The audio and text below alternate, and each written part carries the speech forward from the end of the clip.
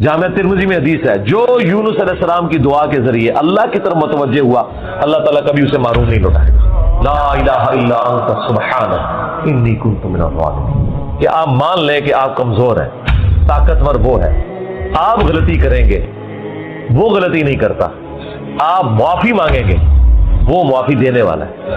اللہ بھی التواب ہے اور بندے بھی توبہ کرنے والے ہیں۔ اللہ کی توبہ یہ ہے کہ جب آپ اللہ کی طرف رجوع کرتے ہیں، توبہ کا مطلب ہوتا ہے رجوع لانا، تو اللہ آپ کی طرف رجوع لے آتا ہے۔ اب میرے بھائیو، سورۃ المائدہ کی آیت نمبر 105 آ رہی ہے، یہ بھی قرآن حکیم میں چند کرٹیکل آیات میں سے ہے اور تھوڑی تفصیلی گفتگو اس پہ بھی درکار ہے۔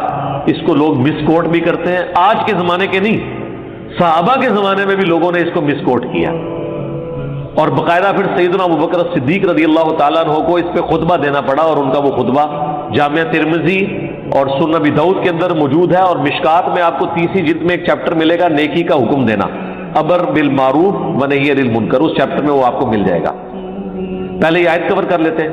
یا ایھا الذین آمنوا علیکم انفسکم، اے اہل ایمان، تم پر صرف اپنی جان کی فکر کرنا لازمی ہے۔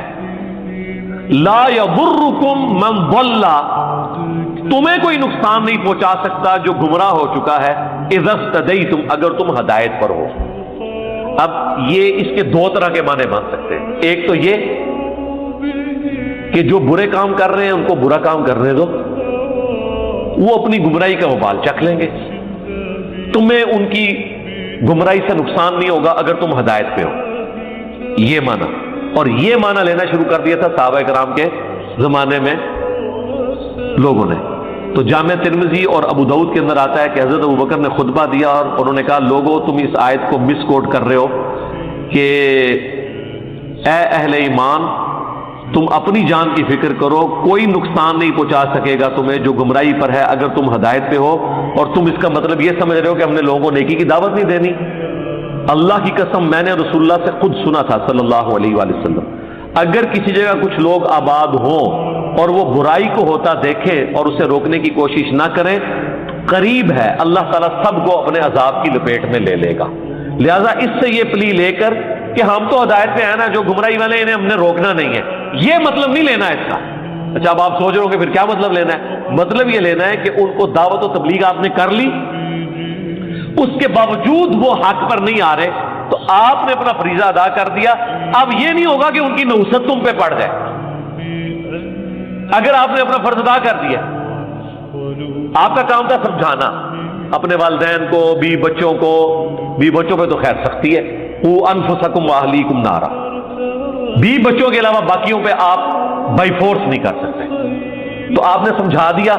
اب خدا نہ خاصا، جس طرح وہ بابا جی ہمارے یہاں آتے تھے ریگولرلی، گجرانوالہ سے فوت ہو گئے، اللہ تعالیٰ ان کی مغفرت کرے، آخری دفعہ جب آئے انہوں نے سوال یہ کیا کہ میرا بھائی نماز نہیں پڑھتا، میں اس کے ساتھ کھانا ہمارا اکٹھا ہے، تو میں کھانا کھا لیا کروں، یہ نہ اس کی نحوست مجھ پہ پڑ جائے۔ میں نے کہا آپ سمجھاتے ہیں؟ کہتے ہیں ہاں میں سمجھاتا ہوں۔ میں نے کہا بس آپ کا فرض ادا ہو گیا، آپ پہ کوئی نحوست نہیں اس کی پڑنی۔ تو یہ نحوست والا کنسیپٹ کہا گیا کہ اگر تم ہدایت پہ ہو نا تو تمہیں نقصان نہیں ہوگا۔ لا تزر وازرۃ وزر اخری، کوئی جان بوجھ اٹھانے والی دوسرے کا بوجھ نہیں اٹھائے گی۔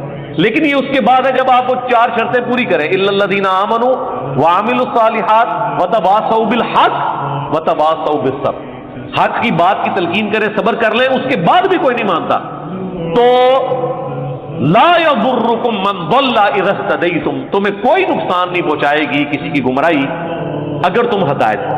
اب آپ کو سمجھ آیا؟ اور اس سپورٹیو ایک اور حدیث ہے جامع ترمذی میں کہ اگر کسی جگہ ایسے لوگ ہوں جو برائی کو روک سکتے ہوں اور وہ برائی نہ روکیں اپنی زبان سے یا ہاتھوں سے، تو اللہ تعالیٰ سب کو عذاب کی لپیٹ میں لے گا، اور پھر تم دعائیں کرو گے اور تمہاری دعائیں بھی قبول نہیں ہوں گی۔ یہ پریکٹیکلی ہمیں یہی کچھ نظر آ رہا ہے۔ صحیح مسلم میں حدیث ہے، ہو سکے تو برائی کو اپنے ہاتھوں سے روکو، حکمرانوں کا کام ہے، یا گھر میں مرد کا کام ہے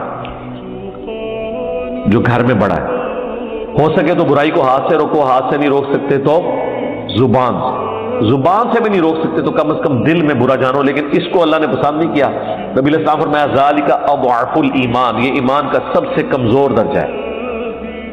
یعنی آپ سمجھیں کہ اللہ کو ایسے بندے پسند نہیں، اس کے لیے ڈاکٹر صاحب بڑے خوبصورت ایک ٹرم یوز کرتے تھے، گونگے شیطان نہ بنو۔ یہ گونگا شیطان ہے. اور میں کہتا ہوں ڈاکٹر صاحب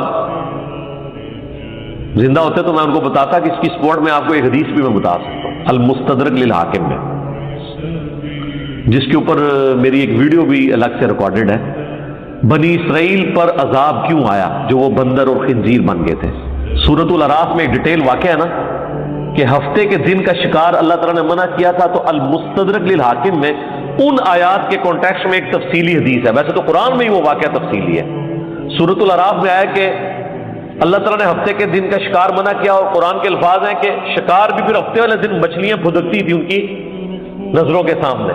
اب اس وقت ظاہر ہے دل کو تھامنا ذرا مشکل ہے، پورا ہفتہ مچھلی قابو نہ آئے، اور جس دن مچھلیوں کو بھی پتہ چل گیا تھا کہ آج سے کچھ کر نہیں سکتے، پھدکتی تھی، تو انہوں نے کیا گلا کیا، انہوں نے ایڈجسٹنٹ گڑھے کھودے. مد و جزر کی وجہ سے وہ پانی چڑھ کے ان گڑھوں میں آتا تھا، جب پانی اترتا تھا تو وہ مچھلیاں گڑھے میں رہ جاتی تھی، اتوار والے دن وہ شکار کر لیتے تھے. ہیلا کر لیا اللہ تعالیٰ نے، انہیں بندر اور خنزیر بنا دیا. کونوا قردۃ خاسئین، ہم نے کہا پھٹکارے ہوئے بندر بن جاؤ. تو قرآن میں اللہ تعالیٰ نے کہا کہ وہ 3 گروہوں میں بٹ گئے. ایک گروہ وہ تھا جو اس فتنے میں مبتلا ہو گیا، اس نے یہ والی ہیلا بازی شروع کر دی. دوسرا گروہ وہ تھا جو خود تو نہیں کرتا تھا یہ کام اور اللہ سے ڈرتا تھا، لیکن ان کو نہیں روکتا تھا، اور وہ یہی سمجھتا تھا یہ جو حضرت ابوبکر نے کلیریفیکیشن دی کہ بھائی یہ نہ سمجھنا لا یضرکم من ضل اذا اهتدیتم، تانوں کوئی نقصان نہیں ہوئے گا اگر تسی خود ہدایت پہ ہو، منع کرنے کی ضرورت نہیں. حضرت ابوبکر نے کہا یہ مطلب نہیں لینا. وہ جو دوسرا گروہ تھا نا، انہوں نے کہا ہم تو نہیں کریں گے، حرام ہے، ان کو بھی چھوڑیں گے. الٹا جو تیسرا گروہ تھا ہمارے جیسا منہ پھٹ ہر زمانے میں رہتے ہیں سر، وہ ان کو منع کرتا تھا کہ کام نہ کرو تو اڈل کام پہ جائے گا. تو وہ جو بیچ والے تھے نا میٹھی میٹھی باتیں کرنے والے، وہ بجائے ان کو سمجھے اتنی بزدل، آج بھی علماء دیکھیں اتنے بزدل ہے کہ گمراہوں کو تو سمجھاتے نہیں ہے، جو دلیر ہیں ان کو بزدل بناتے ہیں. تو اس زمانے میں بھی وہ جو تیسرا جو بیچ والا گروہ تھا نا، وہ گمراہوں کو کہتا تھا ان کو ان کے حال پہ رہنے دو، اور جو بیچارے سمجھا رہے ہوتے تھے وہ کہتے تانوں کے پئی ہے، انہوں نے سمجھانا تھی، مرن دو انہوں نے. اور یہ بیسیکلی ان کی بزدلی ہوتی تھی. دونوں طرف اچھے بن جائے نا، وہ درمیانہ گروپ تو دونوں کو اچھا لگے گا نا. ان کو اس لیے اچھا لگے گا کہ برائی کر نہیں رہا، ان کو اس لیے لگے گا کہ سانوں کچھ نہیں کہہ رہا. تو یہ خود بھی بزدل ہوتے ہیں مولوی، معذرت کے ساتھ. جو لوگ ریورٹ ہو کے قرآن و سنت کے منہج پہ آتے ہیں، کئیوں کے ماں باپ، کئیوں کے بڑے بھائی، رشتہ دار خود بھی بزدل ہوتے ہیں اور ان کو بزدل بنانے کی کوشش کرتے ہیں. اور تانوں کیڑی پئی ہے جی، چپ کر کے اپنا نماز روزہ کرو. تو یہی حرکت کی انہوں نے بھی.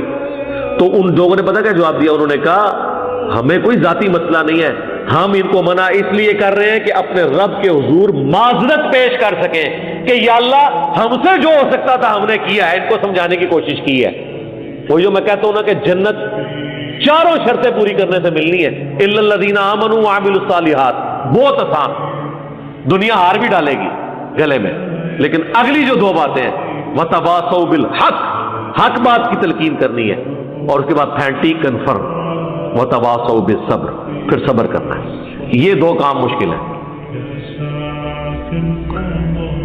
یہ پورا واقعہ قرآن میں سورۃ الاعراف میں آیا. اس کے کانٹیکسٹ میں المستدرک للحاکم میں ایک تفصیلی حدیث ہے. وہ تابعی کہتے ہیں ابن عباس جب یہ قرآن میں آیات پڑھا کرتے تھے تو اس جگہ آ کے رویا کرتے تھے. کیوں روتے تھے؟ وہ کہتے تھے کہ اللہ تعالیٰ نے یہ واقعہ بیان کرنے کے بعد یہ تو بتا لیا، اس میں بتایا کہ جو لوگ نیکی کی دعوت کرنے والے تھے، ان کو برائی سے روکنے والے تھے، اللہ نے انہیں نجات دے دی اور وہ کامیاب ہو گئے، وہ تو ہے جنتی. اور دوسروں کو اللہ نے کہا جو یعنی کہ وہ گناہ کرنے والا گروپ تھا، ان کو اللہ تعالیٰ فرمایا ہم نے ان کو پھٹکارے ہوئے بندر بنا دیا. کونوا قردۃ خاسئین. اور تیسرے گروہ کو اللہ نے بتایا نہیں کہ ان کا انجام کیا ہوا ہے. یہ بندر بن گئے، ان کو جنت مل گئی. جو تیسرا تھا میٹھی میٹھی باتیں کرنے والا، تو ابن عباس رو کے کہا کرتے تھے کاش مجھے کوئی بتا دے کہ ان کے ساتھ کیا ہوا تھا. یعنی ابن عباس کو پتا تھا کہ وہ بھی نہیں بچے ہوں گے، لیکن وہ چاہتے تھے مجھے کسی طریقے یہ پتا چل جائے کہ ان کے ساتھ کیا ہوا تھا. یعنی اگر وہ بچ گئے ہیں تو پھر ٹھیک ہے، حسین بننے کی کون سی ضرورت ہے. کہنے نہیں ابن عباس روکتے سن حسین کو. بھائی حسین نے سورۃ الاعراف پڑھی ہوئی تھی، حسین نو بھی پتا سی کون قردۃ خاسئین کے ہے. اچھا یہ بندر کا لفظ دیکھ لیں بنو امیہ کے لیے بھی آیا ہے. المستدرک الحاکم میں حدیث ہے, مسند ابی یعلا میں صحیح سند سے موجود ہے, سلیم حسن نے صحیح کہا, امام ذہبی نے صحیح کہا, امام حاکم نے صحیح کہا, شیخ البانی نے صحیح کہا, شیخ زبیر الزئی نے صحیح کہا کہ نبی علیہ السلام نے اپنی وفات سے چند دن پہلے خواب دیکھا. ابو ہریرہ کہتے ہیں نبی علیہ السلام فرمایا میں نے آل امیہ, بنو امیہ, بنو مروان کے بندروں کو اپنے ممبر پہ ناچتے ہوئے دیکھا ہے. حضور اتنے غمزدہ ہوئے کہ وفات تک حضور کو ہنستے ہوئے نہیں دیکھا گیا کہ میری وفات کے بعد یہ بندر میرے ممبر پہ چڑھ گئے. تو یہ بندر کی مثال ادھر بھی فٹ ہوئی ہے, ادھر سے بندر بنو امیہ ہے, یہ اللہ نبی فرما رہے ہیں. پریکٹیکلی وہ بندر بنے نہ ہو, حضور ان کو پہلے بندر بنا گئے کہ یہ بندر ممبر پہ کود رہے. کونوا قردۃ خاسئین. تو ابن عباس کہتے تھے کاش مجھے یہ پتا چل جائے کہ وہ درمیان والے لوگوں کا کیا بنا جو میٹھی میٹھی دعوت کرتے تھے. وہ تو اللہ نے نہیں نہ دسیا, وہی تو آپ کا چیک ہے. وہ آپ ویسے مجھ سے پوچھ لیں تو ان کا اشر وہی ہوا ہے جو ہونا چاہیے تھا. کیوں کہ وہ اس میں شامل ہیں, اس گناہ میں شامل ہیں. بخاری مسلم میں حدیث ہے کہ کہیں پہ اگر برائی ہوتی ہو اور لوگ اسے برا سمجھتے ہو تو وہ ایسے ہیں گویا وہاں موجود ہی نہیں, اور دوسری جگہ کے اوپر ایک شخص موجود ہے جو وہاں اس برائی کے ہوتے ہوئے موجود نہیں لیکن اس برائی پہ راضی ہے اور اس کے لیے کوئی تگو تو اس کو کرنے کو کہتا ہے میں کہ وہ تو ادھر ہے, تو وہ گویا کہ اس میں شامل. یہ اللہ تعالیٰ نے جان بوجھ کے اسے اس میں ایمبیگوس رکھا ہے تاکہ پتہ چلے. اور دوسری بات یہ ہے کہ کامیاب جو ہونے والے تھے وہ اللہ نے بتا دیے. اللہ نے آدھے بندے تو نہیں بتانے تھے کامیاب ہونے والے. اللہ نے فرمایا ہم نے نجات دے دی ان کو جو ان کو برائی سے روکا کرتے تھے. دوسرے باقی سارے اس کیٹیگری میں یا 0 ہے یا 1 ہے, درمیان اس سے کوئی نہیں ہے. یا پھر مقام اعراف سے کھلو, وہ سورۃ الاعراف میں ہے نا, نیکیاں اور برائیاں برابر ہو جائیں گی. بس بیچارے پھر جنتیوں کی طرف دیکھیں گے تو طمع کریں گے, جہنمیوں کی طرف دیکھیں گے تو روئیں گے کدھر اللہ ایسے ہی نہ سوٹ دبے. تو یہ میرے بھائی بڑا کریٹیکل معاملہ ہے. تو اس آیت سے مجھے یہ چیز یاد آئی کہ یہ برائی کے حوالے سے, اور اس امت کے لیے تو اسپیسیفکلی سورہ آل عمران میں نے تفصیلی گفتگو کی تھی. سورہ آل عمران آیت نمبر 110 کنتم خیر امت اخرجت للناس تأمرون بالمعروف وتنہون عن المنکر وتؤمنون باللہ. تم بہترین امت ہو جو لوگوں کے نفع کے لیے نکالی گئی, لوگوں کو نیکی کی طرف بلاتے ہو, برائی سے روکتے ہو اور اللہ پر ایمان لاتے. ایمان کا ذکر 3 نمبر پہ آیا. کیوں؟ ایمان کامل اس کا ہے جو نیکی کی طرف بلائے اور برائی سے روکے, اللہ کے لیے حمیت ہو اس کے ساتھ, اس لیے 3 نمبر پر ذکر کیا. بخاری مسلم دونوں میں حدیث ہے, نبی علیہ السلام نے فرمایا نیکی کی دعوت کرنے والے اور برائی سے روکنے والوں کی مثال ایک کشتی کی سی ہے جس پہ لوگ سوار ہوں اور اس کی 2 منزلیں ہوں. اوپر کی منزل کے لوگ اور نیچے کی منزل کے لوگ الگ الگ ہیں, لیکن جو پانی ہے نا وہ اوپر والی منزل میں ہے اور نچلی منزل کے لوگ پانی حاصل کرنے کے لیے اوپر کی منزل میں جاتے ہیں. اور تھوڑی دیر کے بعد ان کو یہ خیال آتا ہے کہ ہمیں جو بار بار سیڑھیاں چڑھنی پڑ رہی ہیں تو بہتر یہ ہے کہ ہم اپنی کشتی میں سوراخ کر کے تو دریا کا پانی ڈائریکٹ ہی نیچے سے نکال دیں. تو آپ کو کیا کہیں گے اس پہ کہ جب یہ کوئی کام کرے تو کیا ہوگا کہ جی اوپر سیڑھی جو چڑھنی پڑتی ہے ڈائریکٹ ہی کاٹ لینے ہیں. تو نبی علیہ السلام فرمایا کہ اب اوپر والے لوگ اگر یہ کہنا شروع کر دیں کہ وہ تو اپنے حصے میں کھدائی کر رہے ہیں, خیر ہے, تو وہ خود بھی ڈوبیں گے, ہم تو ڈوبے ہیں سر, ہم تمہیں بھی لے ڈوبیں گے. اگر وہ ان کو روکتے ہیں تو خود بھی بچتے ہیں, ان کو بھی بچا لیتے ہیں, اور اگر نہیں روکتے تو خود بھی ڈوب جائیں گے. اس سے زیادہ کس طرح سمجھائی جائے بات کہ برائی سے روکنا کتنا ضروری ہے. اور سب سے مشکل دنیا کا کام برائی سے روکنا ہے. اچھائی کی دعوت دینا تو اتنا اچھا ہے کہ آپ دیکھ رہے ہیں کہ وہ پچھلا جو پریزیڈنٹ تھا ٹرمپ, اتنا ہارڈ لائنر قسم کا وہ کرسچن تھا, یہودی نما کرسچن, لیکن اس کے سامنے بھی قرآن کی تلاوت ہو رہی ہوتی ہے. لیکن برائی سے کو روکے بتائیں, برائی سے تو کوئی بھی نہیں سنتا. آپ کسی کو کہ نماز پڑھنی چاہیے, وہ کہے گا ٹھیک ہے, لیکن اگر اس کے نماز نہ پڑھے تو اتنے کوڑے تجھے لگنے چاہیے اور تجھے اس وقت تک پریزیڈنٹ قید کروانا چاہیے, پرائم منسٹر, جب تک کہ تو توبہ نہ کر لے. خیر دیکھو تو اکرام مسلم کرے گا. پھر طارق جمیل صاحب بھی کہنا لے ہونا کسی نے نہیں چھوڑنی, کیونکہ یہ نہیں انل منکر ہے. मुनकर के मुनकिर हैं। क्यों जी, सही बोला है मुफ्ती साहब, मुनकर के मुनकिर हैं, इनकारी है, यानी कि ये चीज ही ऐसी है। अमर बिल मारूफ बड़ा आसान है। तो नबी इस्लाम फरमाया अगर वो कश्ती वाले उनको रोक लेते हैं कश्ती में सुराख करने से तो खुद भी बचते हैं और उनको बचा लेते हैं, और अगर नहीं रोकते और कहते हैं ठीक है वो तो अपने हिस्से में सुराख कर रहे हैं तो वो भी डूबेंगे और वो भी साथ गया। लेकिन इसमें एक दूसरा पहलू भी है, वो हदीस है बुखारी मुस्लिम दोनों में है। नबी इस्लाम ने फरमाया कि मैंने चंद वाइजीन को जहन्नम में कोलू के गधे की मानद अपनी अंतड़ियों के गिर चक्कर काटते हुए देखा। जिस तरह हमारे यहां कोलू का बैल होता है ना, वो गंदुम के सिट्टों में से दाने अलग करने के लिए वो बैल चलाया जाता था, या कुएं से पानी निकालने के लिए वो गोल चक्कर काटता रहता है। तो मैंने वाइजीन को देखा कि अपनी अंतड़ियों के गिर्द वो, जिस तरह गधे भी यूज होते थे ना अरब में, यहां तो ज्यादातर बैल यूज होते हैं, और अहले जहन्नम फिर उसके गिर्द जाके जमा होते हैं कि हजरत साहब हम तो जहन्नम में आए हैं, आप क्यों? आप तो शेखुल तफसीर थे और उस्ताजुल उलमा थे, आप तो यादगार असलाफ थे, तो आप यहां क्या कर रहे हैं?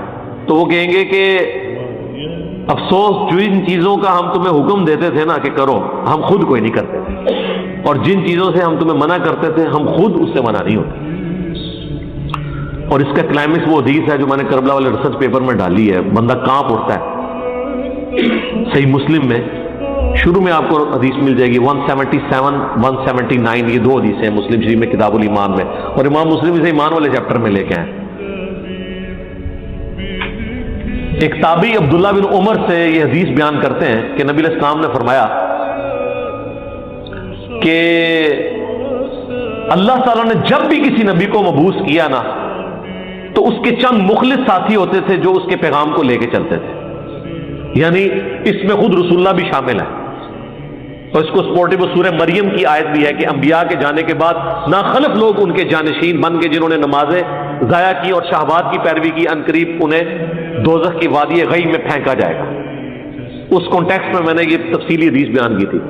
तो अब्दुल्ला बिन उमर से एक ताबी कहता है कि मैंने अब्दुल्ला इब्न मसूद से ये हदीस खुद सुनी थी कि नबी इस्लाम फरमाया जब कभी भी कोई पैगंबर दुनिया में आया ना, उसके साथ यही हुआ है कि उसके चंद मुखलिस साथी होते थे जो उसके पैगाम को लेके चलते थे। फिर जब वो साथी आहिस्ता आहिस्ता दुनिया से जाना शुरू कर देते थे, यानी फौत हो जाते थे, तो उनकी जानशीन ऐसे लोग बनते थे कि वो कुछ कहते थे जो करते नहीं थे, और वो कुछ करते थे जिससे मना किया गया होता था शरीयत में। ऐसे जो लोग हैं, ऐसे हुक्मरान जो हैं, इनके साथ जो हाथ से क़िताल करे वो मोमिन है, जो जुबान से क़िताल करे वो मोमिन है। जैसे मैं क़िताल कर रहा हूं जुबान से, क़िताल के लिए जरूरी नहीं हाथ, देखें ना कैसा क़िताल है, जुबान से ही सारे उलमा ज़बा हो गए। आपको ये इल्मी लाशें इनकी नजर नहीं आ रही है, चलते फिरते मुर्दे हैं ये, कहते हैं ना, वो बंदा कहता है ज्यादा गम लग जाए, कहते हैं जिंदा लाश है। तो इस सारे फिरकों के उलमा जिंदा लाशें बनी हुई हैं, क्योंकि ये जुबान से इनके साथ क़िताल किया हमने, तलवार तो भी उठाई नहीं है। उम्मीद है तलवार तक नौबत नहीं आनी, इमाम महदी आ जाएंगे, ये वैसे ही तुलक़ा होंगे, ये इंशाल्लाह हमारे साथ मिल जाएंगे आके, इनको वैसे ही उस वक्त हमने माफ कर देना है। 4 महीने का टाइम देना है, या तो आ जाए हमारे साथ, अदरवाइज जहां पाए जाए कत्ल किए जाए, ये सब तुलक़ा होंगे इंशाल्लाह इमाम महदी के जमाने में। और फिर नबी इस्लाम ने फरमाया कि जो दिल में उनसे क़िताल करे वो भी मोमिन है, यानी दिल में तो क़िताल वही लोग करेंगे ना जो अवामुन नास है। अब ये हदीस को जरा देखें और हजरत हुसैन इब्न अली का आप करैक्टर देखें। हुसैन इब्न अली यही समझते थे ना कि मैं नबी इस्लाम का नवासा, जन्नती नौजवानों का सरदार, और अल्लाह ताला ने हमारे घर में कुरान नाजिल किया, पैगंबर हम में मबूस किया, तो अब पैगंबर के उस दीन का कस्टोडियन तो मैं हूं। और फिर जो सूरतुल मायदा में आता है, क्यों नहीं रोका इनके रुहबान और अहबार ने इन्हें हरामखोरियों से। अल्लाह ताला ने यहूदियों को टॉन्ट किया इस बात में कि इनके उलमा और सूफी इनको हरामखोरियों से क्यों नहीं रोकते। तो नबी इस्लाम की वफात के बाद नबी इस्लाम के बिहाफ पे वो कौन से उलमा थे जिन्होंने हुक्मरानों को बुराइयों से रोकना था? अहलुल बैत, حسین ابن علی یہ سمجھتے تھے. لوگ کہتے ہیں لوگ سمجھاتے سن او یار وہ لوگ سانو نہیں سمجھا سکتے, ساڈے کول بولنا سن انہوں سمجھا دئیے کہ اللہ دے بندے ہو اے آیتاں نے حدیثاں نے. تو حسین ابن علی, اور یہی دیکھیں جو حضرت حسین کو سمجھانے والے تھے ان کو تو سمجھ نہیں آئی ہوئی تھی, لیکن حضرت حسین کے مخالفین کو سمجھ آ گئی تھی. اسی لیے دیکھیں وہ جب تک حسین سے بیعت نہ ہو جائے وہ سکون سے نہیں بیٹھے. پوری دنیا نے بیعت کر لی ہے, خیر ہے, ان کو پتہ ہے کہ ہماری ملوکیت لیجیٹمائز اس وقت ہوگی جب حسین اس کو مانیں گے, کیونکہ حسین کے ماننے کا مطلب ہے کہ ہماری ملوکیت لیجیٹمائز ہو گئی ہے. جو وارث رسول ہیں, پیغمبر کی اولاد ہے, انہوں نے ہمیں مان لیا. اچھا یہ بات ان کو بھی سمجھ تھی کہ جب تک حسین بیعت نہ کرے نا ایت اسی جعلی حکمران دیا اے تاندلی دے حکمران اسی جدوں تک اے نہ مان لیں, ان کو یہ سمجھ تھی. تو میرا ایک کلپ بھی تھا اس میں, the difference between the natures of Ibn Ali and ابن عمر, یعنی حسین ابن علی وہ کیوں اتنے ہارڈ لائنر تھے اور دوسری طرف عبداللہ ابن عمر کیوں سافٹ تھے. یہ حدیث وہ تابعی کہتا ہے جب میں نے عبداللہ بن عمر سے بیان کی نا تو انہوں نے اس حدیث کو ماننے سے انکار کر دیا. یہ صحیح مسلم کے الفاظ ہیں, یہ مولانا شریف نہیں ہے, مسلم شریف ہے. اب وہ تابعی کہتا ہے, پھر میں اس پہ ذرا کامنٹ دیتا ہوں کہ وہ صحیح نہیں مان رہے تھے, کیونکہ اگر وہ اس حدیث کو صحیح مان رہے ہوتے تو ان کو یہ پتا چل جاتا کہ میں جو نیوٹرل رہا ہوں یہ تو غلط ہے, حسین کا سٹانس ٹھیک ہے. اور یہ مانتے تھے حسین ابن علی کو, وہ غلط نہیں کہتے تھے, وہ کہتے تھے یہ لوگ مکار ہیں, آپ کو شہید کر دیں گے, آپ کر رہے ٹھیک ہے. اور پھر آپ دیکھیں مجموع الزوائد کے اندر المستدرک للحاکم میں موجود ہے, ہم نے کربلا والے ریسرچ پیپر میں ڈالا ہے کہ عبداللہ بن عمر آخری وقت میں کہتے تھے کہ مجھے پوری زندگی کوئی نیکی چھوڑنے پر کوئی شرمندگی نہیں ہے, میں نے کوئی بھی گناہ کا کام نہیں کیا, نہ کوئی نیکی چھوڑی ہے, اپنی طرف سے پوری کوشش کی سوائے ایک کام کے کہ میں نے حضرت علی کے ساتھ مل کر باغی گروہ کے خلاف قتال نہیں کیا. تو یہ عبداللہ ابن عمر کو اپنی وفات کے دنوں میں یہ بات سمجھ آ گئی کہ مجھ سے غلط ہوا. اور دیکھ لیں پھر جس بنو امیہ کے خلاف وہ کھڑے نہیں ہوئے اسی بنو امیہ نے انہیں مروایا. صحیح بخاری میں ان کے پاؤں میں تیر مروا دیا تھا حجاج ابن یوسف نے, نیزہ مروا دیا تھا, اور اسی سے ان کی شہادت ہوئی ہے 74 ہجری میں. تو آخری وقت میں سمجھ آ گئی. تو وہ تابعی کہتا ہے عبداللہ بن عمر نے اس حدیث کو ماننے سے انکار کیا کیونکہ یہ تو ان کی پوری ڈاکٹرن کے خلاف تھی نا, کہ جی ان حکمرانوں کے خلاف جو ہاتھ سے قتال کرے وہ مومن ہے, جو زبان سے کرے مومن ہے. یہ ان حکمرانوں کی بیعت کیے ہوئے تھے, بخاری مسلم میں یزید کی بیعت کی تھی عبداللہ ابن عمر نے, حضرت علی کی بیعت نہیں کی کہ جی اختلاف پیدا ہو گیا, یزید کی بیعت کر لی. بخاری مسلم میں آتا ہے. پھر یہ لوگوں کو بیعت توڑنے سے روکتے بھی تھے واقعہ کربلا کے بعد, اور جن کو روک رہے تھے وہ بھی صحابہ ہی تھے نا. انہوں نے کوئی انجینئر صاحب کی ویڈیوز تو نہیں دیکھی تھی. عبداللہ ابن مطیع بخاری مسلم میں آتا ہے. تو اور یہ البدایہ والنہایہ سے ایک حوالہ پیش کرتے ہیں تاریخ ابن کثیر سے کہ محمد بن انفیہ عبداللہ ابن مطیع سے ملے تو ان کو کہا کہ میں نے تو یزید کو بڑا صوم و صلات کا پابند پایا ہے اور سنت ڈھونڈنے والا, تلاش کر کر کے اس پہ عمل کرنے والا پایا ہے. یعنی جن کے باوجداد نے سنتیں ڈھونڈ ڈھونڈ کے قتل کی ہیں اس کو انہوں نے سنت کے اوپر عامل اور ڈھونڈ ڈھونڈ کے. تو عبداللہ ابن مطیع نے کہا کہ حضرت جتنا عرصہ آپ رہے ہیں نا وہاں اتنا عرصہ میں اس نے یہ نیکی کے کام کیے ہیں, ادروائز وہ شرابی ہے اور شریعت کی حرام کردہ چیزوں کو اس نے حلال ٹھہرایا ہوا ہے, قریب آسمان سے پتھر برس پڑے. یہ کون کہہ رہا ہے؟ عبداللہ ابن مطیع صحابی, اور محمد بن انفیہ تابعی ہے. پوری روایت بیان کریں نا, تابعی اور صحابی کا کال ٹکرائے تو ہم کس کی بات کو مانیں گے؟ اور ویسے بھی اصول محدثین ہے کہ جب کوئی شخص اس بات میں بات کر رہا ہو نا اور دوسرا نفی میں, تو نفی جہالت کی بنا پہ بھی ہو سکتی ہے کہ اس کو پتہ نہ ہو. اس بات جو شخص کرتا ہے اس کی رائے زیادہ ہوتی ہے. یعنی ایک شخص کہتا ہے میں نے ایسے ہوتے ہوئے دیکھا, دوسرا کہتا ہے میں نے تو نہیں دیکھا, تو اس کا یہ مطلب نہیں کہ وہ کام ہوا نہیں ہے. بخاری مسلم میں آتا ہے نا کہ ایک صحابی کہتے ہیں میں نے نبی علیہ السلام کو کعبے کے اس چوکور کمرے کے اندر نماز پڑھتے ہوئے نہیں دیکھا. دوسرے صحابی کہتے ہیں میں نے نبی علیہ السلام کو اس کمرے کے اندر فلاں ستون کے پاس نماز پڑھتے ہوئے دیکھا ہے. تو آپ مجھے بتائیں کس صحابی کی بات مانی جائے گی جس نے دیکھ لیا؟ کیونکہ نہ دیکھنا تو جہالت کے وجہ سے, یہ جہالت عربی والی ہے, اردو والی نہ لینا. جہالت سے مراد ہے نہ جاننے کی وجہ سے, ان نون ہونے کی وجہ سے ایسے ہو سکتا ہے. لیکن جس نے دیکھ لیا, تو عبداللہ ابن مطیع تو دیکھ آئے تھے کہ اس نے کیا حرکتیں کی ہیں. تو تو عبداللہ بن عمر کو یہ بات سمجھ آئی. اچھا وہ اب تابعی کہتے ہیں، مسلم شریف کے الفاظ ہیں کہ میں بڑا عرصہ پریشان رہا کہ عبداللہ بن عمر کو میں اب کیسے منواؤں اس بات پہ. تو اللہ کا کرنا ہوا کہ حضرت عبداللہ ابن مسعود تشریف لے آئے مدینہ شریف. تو مجھے خود ہی ایک دن عبداللہ بن عمر نے کہا کہ ابن مسعود کی جا کے زیارت نہ کریں، ظاہر سینئر صحابی ہیں وہ، انہوں نے ہی جانا تھا ان کے پاس. تو کہتے ہیں میں نے کہا، میں نے دل میں سوچ دیا کہ یہ جائیں گے نا تو میں وہ حدیث پوچھوں گا ان کے سامنے. یہ بھی ایک بڑے بندے کی غلطی نکالنے کا طریقہ یہ ہوتا ہے. تو کہتے ہیں میں وہاں جب گیا ملاقات ہوئی تو میں نے ابن مسعود سے کہا کہ حضرت آپ نے مجھ سے یہ حدیث نہیں بیان کی تھی کہ جب بھی کوئی پیغمبر آیا اس کے کچھ مخلص ساتھی ہوتے تھے، جب وہ چلے جاتے تھے پھر نااہل حکمران بن جاتے تھے ان کے جانشین. وہ کرتے تھے جس کا حکم نہیں ہوتا تھا، اور جس چیز سے روکا گیا ہوتا تھا وہ کرنا شروع کر دیتے تھے. ان سے جو ہاتھ سے قتال کرے وہ مومن ہے، جو زبان سے کرے وہ مومن ہے، اور جو دل میں برا جانے وہ بھی مومن ہے، لیکن وہ آخری درجے کا. تو ابن مسعود نے کہا ہاں یہ بات میں نے خود رسول اللہ سے سنی تھی. پھر کہتے ہیں عبداللہ بن عمر خاموش ہو گئے، ان کو پتہ چل گیا کہ یہ حدیث ٹھیک ہے. اس سے یہ بھی پتہ چلا کہ کسی حدیث کے بارے میں کوئی ریلیکٹنٹ ہو سکتا ہے، لیکن جب اس کی تصدیق ہو جائے اس کے بعد کسی شخص کو یہ حق حاصل نہیں ہے کہ اس چیز سے انکار کرتا ہے. اور اس سے یہ بھی پتہ چلا کہ کسی حدیث پہ عقلاً اعتراض کرنا کوئی گناہ یا گمراہی نہیں ہے، لیکن جب پتہ چل جائے اس کے بعد گمراہی ہے. ان کو یہ چیز ہضم نہیں ہو رہی تھی کہ ایسے کیسے ہو سکتا ہے، کیونکہ اگر ایسے ہوتا تو ان کی پوری ڈاکٹرین اپنی ختم ہوتی تھی. وہ تو خود نیوٹرل ہو کے بیٹھے ہوئے تھے، کیونکہ انہوں نے تو کوئی نہیں بنو امیہ کے خلاف قتال کیا ہوا تھا. اور میرا خیال ہے شاید یہی وجہ تھی کہ آخری وقت میں پھر وہ پچھتاتے تھے، جو میں نے آپ کو مجموع الزوائد اور المستدرک الحاکم کی روایت بتائی.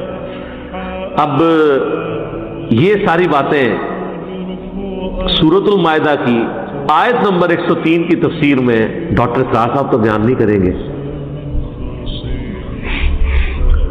یہ کوئی بریلوی عالم تو بیان نہیں کرے گا، دیوبندی تو نہیں کرے گا.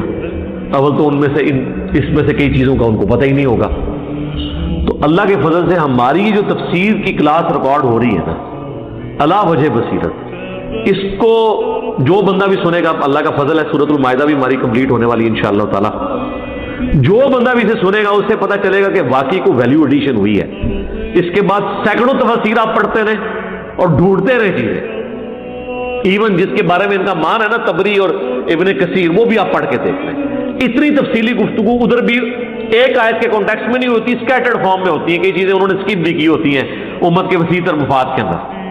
کیونکہ جب سنی شیعہ کنفلکٹ آ گیا ہے اس کے بعد آپ ہر چیز کو آپ نے یہ اینک لگا کے دیکھنا ہے کہ ادھر یہ ڈنڈی کیوں لگی ہوئی ہے، وہ اس کے پیچھے کوئی اور مسئلہ ہو.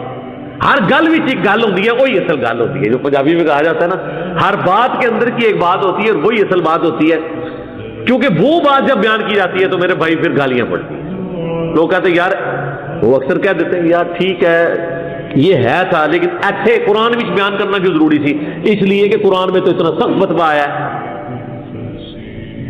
امر بالمعروف و نہی عن المنکر کے حوالے سے. تو ہم نے ہر وہ چیز ڈسکس کی. ویسے تو آپ کہتے ہیں جی صحابہ جو ہیں وہ ہمارے لیے رول ماڈل ہیں، تو حضرت حسین صحابی نہیں ہے؟ اس طرح کی آیات کو حضرت حسین کی زندگی میں دیکھا جائے گا نا، اور آپ نے کس کو پیش کرنا ہے؟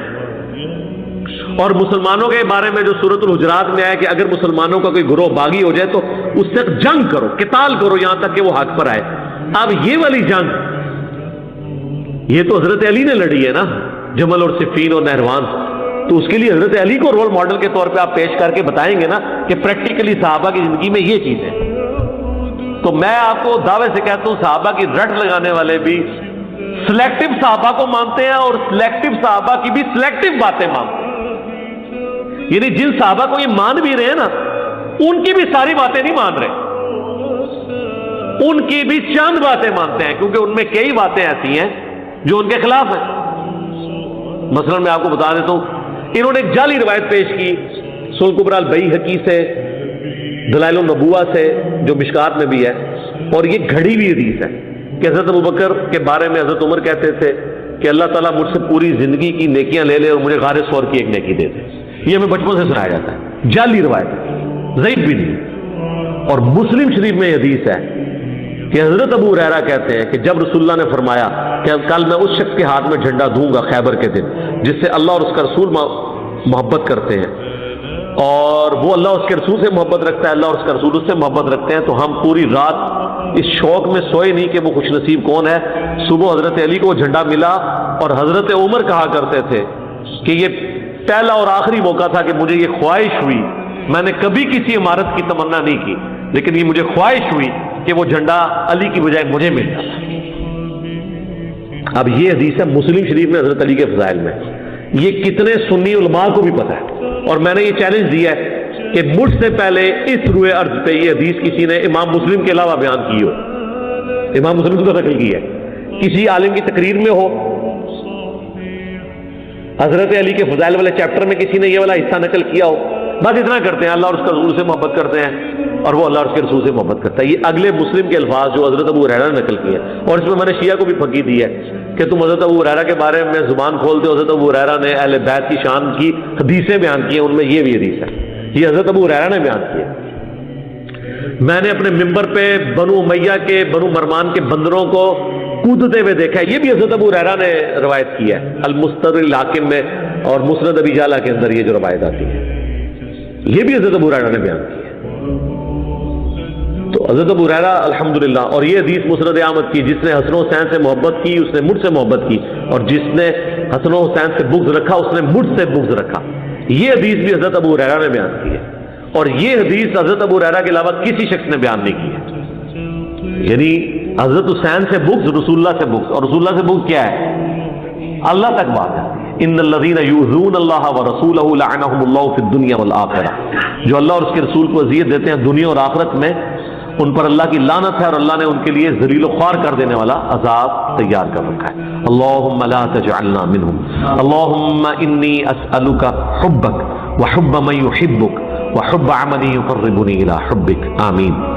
تو یہ حضرت ابوبکر نے یہ آیت پڑھی,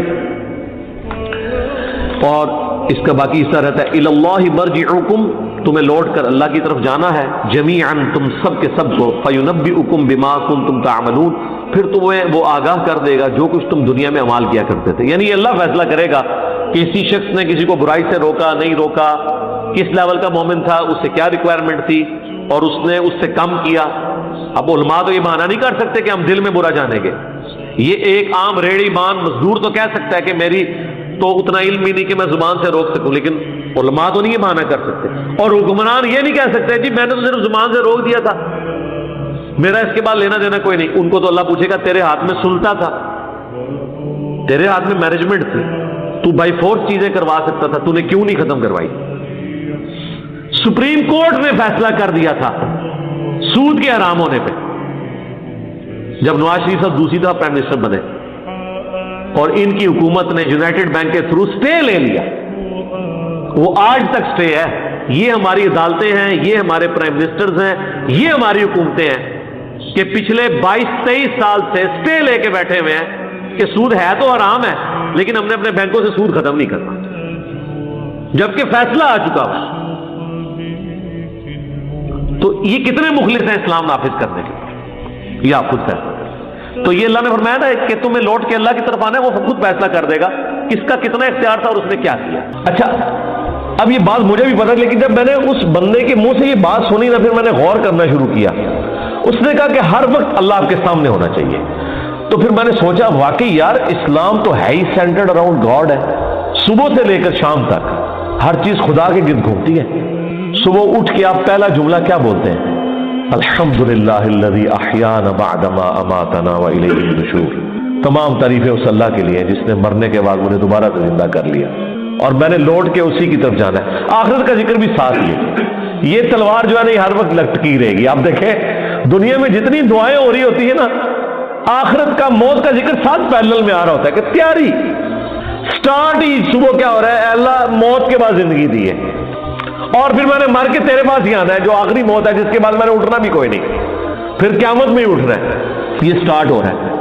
نماز پڑھیں گے, وہ تو ذکر کی اعلیٰ ترین چیز, واقعی میں الصلاۃ لذکری, میری یاد کے لیے نماز کو قائم رکھنا, اور نماز کے بعد بھی اذکار, نماز کے اندر بھی اذکار, مسجد میں جانے کی دعا وہ بھی گاڈ اورینٹڈ, مسجد سے نکلنے کی دعا, ٹوائلٹ گئے ہیں تو اس میں جانے کی دعا, اس سے نکلنے کی دعا, پھر گھر سے نکلے ہیں پھر اللہ کو یاد کر کے نکلے ہیں, جہاں جا رہے ہیں اپنا کوئی کام سٹارٹ کر رہے ہیں تو اللہ کے نام سے سٹارٹ کر رہے ہیں، اور ساتھ یہ ٹینشن لگی ہوئی ہے کہ فجر تو پڑھ لی ہے، اب زہر کا وقت اتنے بجے ہے، اپنے آپ شیڈیول کو سیٹ کرتے ہیں تاکہ میں جماعت سے نماز پڑھ سکوں. تو بس جو یہ شیڈیول طے کر رہا ہے نا، وہ بھائی فجر سے لے کے زہر تک نماز کی حالت میں ہے، کیونکہ وہ نماز کے انتظار میں بیٹھا ہے. نماز کے انتظار میں بیٹھنے کے لیے مسجد میں بیٹھنا ضروری نہیں ہے. کوئی اپنے آفس میں بھی بیٹھا ہے نا اس انتظار میں کہ میں نے نماز کے لیے جانا ہے، وہ نماز کے انتظار میں بیٹھا ہوا ہے. پھر نماز کا وقت آ جانا ہے، پھر بازار میں جانے کی دعا، سواری پہ بیٹھے تو اس پہ دعا. وہ ساری دعائیں ذرا آپ پڑھیں، کوئی بزرگ بابا آپ کو ان دعاؤں میں نظر نہیں آئے گا. خدا سے شروع ہو کے خدا پہ ختم. یہ کائنات سینٹرڈ اراؤنڈ گاڈ ہے. ہماری زندگی کا مقصد خدا کی پہچان ہے. انبیاء کے دنیا میں آنے کا مقصد خدا کی پہچان ہے. ہر چیز خدا کے گرد گھومتی ہے. یہ اصل میں اللہ کو مطلوب انسان ہے جو سینٹرڈ اراؤنڈ گاڈ ہو. تو آپ اس کے ذرا ٹیسٹ کو فیل کریں. الذین آمنوا، جو لوگ ایمان لائے، وتطمئن قلوبہم بذکر اللہ، اور مطمئن ہوتے ہیں ان کے دل اللہ ہی کی یاد سے. الا بذکر اللہ تطمئن القلوب، آگاہ ہو جاؤ کہ دلوں کا سکون ہے ہی اللہ کی یاد میں. یہ اللہ تعالیٰ نے سکون رکھے اس کے اندر. سکون سے مراد یہ نہیں ہے کہ دنیا میں آپ کو کوئی پریشانی نہیں آئے گی. اگر یہ مطلب ہو تو انبیاء کرام نے تو سب سے زیادہ بے سکونی دیکھی ہے. ہر آزمائش اللہ تعالیٰ نے ان کے اوپر ڈالی ہے اور وہ ثابت قدم رہے. مراد یہ کہ اگر کوئی آزمائش آئے گی تو وہ برداشت کرنا آسان ہو جائے گی. پھر دنیا حسنہ کیا ہے کہ دنیا میں اگر تکلیف بھی آئے تو صبر آ جائے گا کہ اللہ کی مرضی، انا للہ و انا الیہ راجعون. دیکھیں تکلیف میں بھی آپ کو یہ دعا سکھا دی گئی ہے. ادھر بھی موت ہے، اے اللہ ہم تیری طرف سے آئے تھے، ہم نے بھی تیرے پاس ہی آ جانا ہے واپس. تو یہ تکلیف جو آئی ہے نا، یہ بھی تو ایک نہ ایک دن ختم ہو جانی ہے. بڑی سے بڑی تکلیف بھی اس دن تو ختم ہو جانی ہے جس دن انسان کو موت آنی ہے. بیمار تھا تو جب بندہ ہی ختم ہو گیا تو بیماری بھی ختم ہو گئی. تو دیکھیں ہر جگہ گاڈ اورینٹڈ، اللہ کی طرف متوجہ رہنا. تو اس کے لیے اللہ تعالیٰ نے آپ کو پورا جو شیڈیول دیا ہوا ہے. ابھی تو یار ان لوگوں نے ہماری نمازوں کے مزے خراب کر دیے ہیں. کاش آپ کے اوپر وہ دریچہ کھل جائے جو ایک بند دریچہ ہے، وہ سال میں ایک دفعہ کھلتا ہے قیام اللیل کی شکل میں. لیکن اگر آپ امیجن کریں کہ دنیا میں جتنی بھی مساجد ہیں ان کے اندر جہری نمازوں میں قرآن الف لام میم سے شروع ہو کے یا سورہ فاتحہ سے شروع ہو کے والناس تک پورا سال چلے، ایک ایک رکوع، ایٹ لیسٹ ایک ایک رکوع، کتنا ٹائم لگ جائے گا؟ اگر یہ نماز 7 منٹ میں ختم کرتے ہیں وہ 20 منٹ میں ہو جائے گی یا 15 منٹ میں. ایک رکوع مغرب کے اندر پہلی رکعت میں، دوسرا رکوع مغرب کی دوسری رکعت میں، پھر عشاء کی رکعت میں اس سے اگلے والا رکوع، اور اس کی دوسری رکعت میں اس سے اگلا، اور اس طریقے سے فجر میں. یہ 6 رکعتیں جو ہیں آپ کی جہر، 2 مغرب، 2 عشاء اور 2 فجر. ان میں قرآن پورے سرکل میں چلتا رہے. آپ کو عربی آتی ہے نہیں آتی اس سے کوئی فرق نہیں پڑتا. آپ کا اسمارٹ فون آپ کے ہاتھ میں ہو اور ترجمے والا قرآن آپ نے اس پہ کھولا ہوا ہو. میں نے تو اس کا ثبوت بھی دے دیا بخاری سے کہ ذکوان تابعی حضرت عائشہ کا غلام تھا جو انہیں قیام اللیل رمضان میں کروایا کرتا تھا. وہ حافظ نہیں تھا تو وہ مصحف ہاتھ میں پکڑتا تھا، اما عائشہ اس کے پیچھے رمضان کا قیام کرتی تھی. اس کا مطلب ہے سننے میں زیادہ آسانی اور مزہ آتا ہے بجائے خود پڑھنے کے. تو یہ حدیث امام بخاری نے چیپٹر کی ہیڈنگ میں لیا اور اس کی پوری سند الکبریٰ البیہقی اور مصنف ابن ابی شیبہ میں موجود ہے. بلکہ مصنف ابن ابی شیبہ میں تو یہاں تک ہے کہ انس بن مالک اور باقی صاحب کے بارے میں کہ انہوں نے پیچھے قرآن اٹھایا ہوتا تھا، سامنے حافظ کھڑا ہوتا تھا اور وہ سنتے بھی تھے دیکھ کے، اور اگر کہیں غلطی ہوتی تھی تو غلطی کو پکڑتے تھے. اور اٹھانے کا فائدہ یہ ہے کہ کنسنٹریشن آپ کی رہتی ہے. انہوں نے کتنا ظلم کیا ہے کہ ہم سے قرآن چھین لیا. مغرب، عشاء اور فجر کی نمازیں واللہ اس لیے نہیں تھی کہ آپ نے صرف رکعتیں پوری کرنی ہے. یہ آپ کے اندر فیول ڈالنا تھا کہ جب آپ جہرن قرآن سنیں گے تو آپ کی پروگرامنگ ہوتی رہے گی. ہم کیا سنتے ہیں؟ وہی رٹی رٹائی آخری 10 صورتیں یا چند صورتوں کی آخری آیات، سورہ بقرہ کی آخری آیات، سورہ حشر کی آخری آیات، وہی جو مولویوں نے رٹی ہوئی ہیں. یار اگر حافظ قرآن نہیں بھی آپ کا امام مسجد، کوئی مسئلہ نہیں، وہ مصحف اٹھا کے پڑھ لے، کوئی مسئلہ نہیں. قرآن دیکھ کے تو پڑھنا اس کو آتا ہے نا، قاری ہے، مصحف اٹھا کے پڑھے. لیکن آپ ذرا امیجن کریں کہ آپ کی نماز کا لیول کیا ہوگا کہ آپ کو اگلی نماز کا انتظار رہے گا کہ بھئی، اور آپ یہ کوشش کریں گے کہ آپ کی نماز نہ چھوٹے، وہاں سے رکوع اگلا سٹارٹ. بلکہ میں تو کہتا ہوں گورنمنٹ لیول پہ یہ ہونا چاہیے کہ ایک اجتماعی نظم کوئی قائم کرے، اجتماعی نظم ہو پورے ملک میں. عید کی رات کو اگلا قرآن سٹارٹ ہو جائے، گورنمنٹ کی طرف سے شیڈیول ہو کہ بھئی اب یہ اگلا قرآن سٹارٹ ہو گیا، اتنے رکوع ہیں، 6 رکوع کور ہوتے ہیں نا. اگر آپ 6 جہرن رکھتے رہیں تو آلموسٹ کوئی 520 کے قریب رکوع بنتے ہیں. ان کو ڈیوائڈ کر لیں تو پورے ملک کے اندر ختم قرآن بھی ایک ہی دن ہو رہا ہو، شمسی اعتبار سے رکھ لیں، تاکہ کوئی شخص دوسرے شہر میں بھی چلا گیا ہے اسے یہ یقین ہو کہ ہاں جی میں فلاں مسجد میں جاؤں گا تو شیڈیول ایک ہی چل رہا ہے. یہ ہم نے دنیاوی کئی معاملات میں اپنے آپ کو مینج کیا ہوا ہے اس طریقے سے. دیکھ لیں KFC آپ امریکہ سے کھائیں، آپ سعودیہ سے کھائیں، آپ جیلوں میں بیٹھ کے کھائیں، آپ کی آنکھوں میں پٹی بندھی ہوئی ہو، آپ کھا کے بتا دیں گے کہ آپ KFC کا چکن کھا رہے ہیں. اس سے قطع نظر کہ آپ دنیا میں کہاں بیٹھے ہوئے ہیں. 66,000 آؤٹ لیٹس ہیں ان کی دنیا میں. یہ بھی پرانا فگر ہے، اب تو پتہ نہیں اس سے زیادہ ہی نہ ہوگی ہو. ایک ذائقہ دیا نا پوری دنیا کے ضرور میں. اس طرح کے کئی شیڈیول ہیں، اور اگر یہ تھوڑی سی ایفرٹ پٹ کر لی جائے تو سرکار آپ کو کوئی اپنے بچوں کو توحید سکھانے کی ضرورت نہیں ہے. توحید خود بخود وہ سیکھ جائیں گے. پورے دورہ قرآن بھی نہیں ہوگا، انہیں پتہ چل جائے گا کہ سب کچھ فراڈ چل رہا ہے. قرآن تو کوئی اور ہی بات کرتا ہے. یہی وجہ ہے کہ جو غیر مسلم ملکوں میں لوگ جاتے ہیں نا، وہاں جب ان کا نان مسلم لوگوں سے واسطہ پڑتا ہے تو پھر ان کو بھی تھوڑی شرم آتی ہے کہ یار وہ جب پوچھتے ہیں آج اسلام کیا ہوگا، ہم تو پتہ ہی کچھ نہیں. پھر قرآن ترجمے سے پڑھتے ہیں تو آپ دیکھتے ہیں کہ یہاں داڑھی بھی نہیں ہوتی، وہاں سے داڑھی بھی رکھ کے آ جاتے ہیں، نماز بھی شروع کر دیتے ہیں، قرآن بھی پڑھ لیتے ہیں اور گمراہ بھی ہو جاتے ہیں. یعنی ادھر والوں کی نظر میں وہ کہتے ہیں یار یہ کیا کہانیاں تم لوگوں نے دین، قرآن میں تو یہ کچھ اور لکھا ہوا ہے. تو اگر یہ شیڈیول گورنمنٹ کر دے، یہ کوئی مشکل کام ہے مجھے بتائیں.